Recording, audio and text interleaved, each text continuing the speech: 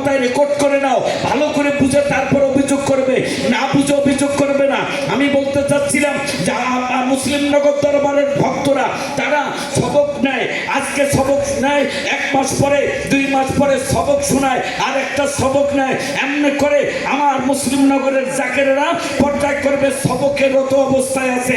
যখন যে সবকে থাকে, চলতে ফিরতে খাইতে নিতে কাজে কামে সবখানে সেই সবকটা পালন করে। কথা জোরে বলেন ঠিক কিনা? ওই হাফিজি মাদ্রাসার একটা ছাত্র, নুরানি মাদ্রাসার একটা ছাত্র, আলিয়া মাদ্রাসার একটা ছাত্র, কওমি মাদ্রাসার একটা ছাত্র, যেই ছাত্র সবক আজকে পরে কালকে শোনায়, 2 দিন পরে 15 দিন পরে সবক শোনায়, সে যদি কেউ তলবিলিম হয়, তাহলে আমার যে জাকের ভাই 4টা বাচ্চার বাবা, 3টা বাচ্চার বাবা মাদ্রাসার বারান্দায় যায় নাই, মুসলিমনগর দরবারে আসিয়া সবক নিয়েছে, সুন্দর করে সবক আদায় করতেছে। এখন বলেন তো, ওরা যেমন সবক নিয়ে সবক শোনায়, আপনারাও সবক নিয়ে সবক শোনান। এখন বলেন, আপনাদের নামটা ছাত্র খাতায় আছে না নাই? আরো সঙ্গে বলতে হবে, আছে না নাই? আপনাদের নামটা ছাত্র খাতায় থাকে। ও বাচ্চা, ঠান্ডা মাথায় শোনো, যদি আমার জাকের ভাইদের যদি সবক পরিবর্তন হয়, তাহলে তার নাম ছাত্র খাতায় আছে।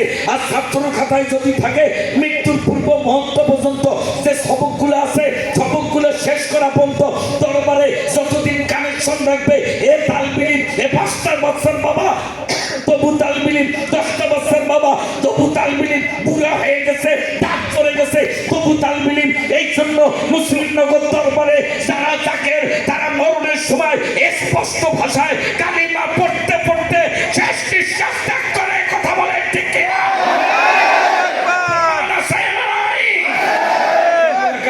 জাকের আছে, যে এলাকার মধ্যে মুসলিমনগর দরবারের জাকের আছে, সেই এলাকার মধ্যে প্রমাণ আছে যে যখন আমার বড় ভাইরা, যখন আমার সিনিয়র ভাইরা, আমার মিয়া ভাইরা যখন এই পদ্মা নিয়েছে, তারা মৃত্যুর পূর্ব মুহূর্তে কালিমা পড়তে পড়তে তারা দুনিয়ার থেকে বিদায় হয়েছে। কথা ধরে বলেন ঠিক কিনা?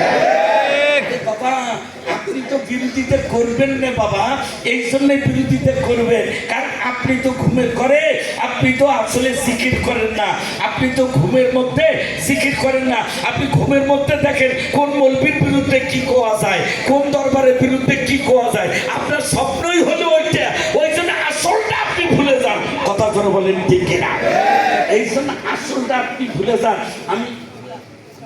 আমি এই জন্য আপনাদেরকে বলবো যে আল্লাহ বাস্তে আমরা দরবারে এসেছি, আমরা শিক্ষা নেওয়ার জন্য। কথা বলেন ঠিক কিনা? আমার সন্তান, আমরা সুন্দর করে শিক্ষা নিয়ে দরবারে চলবো।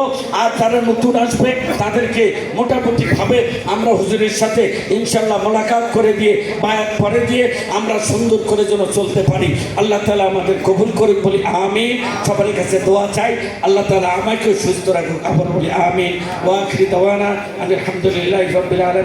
আসসালামু আলাইকুম ওয়া রাহমাতুল্লাহি ওয়া বারাকাতুহু।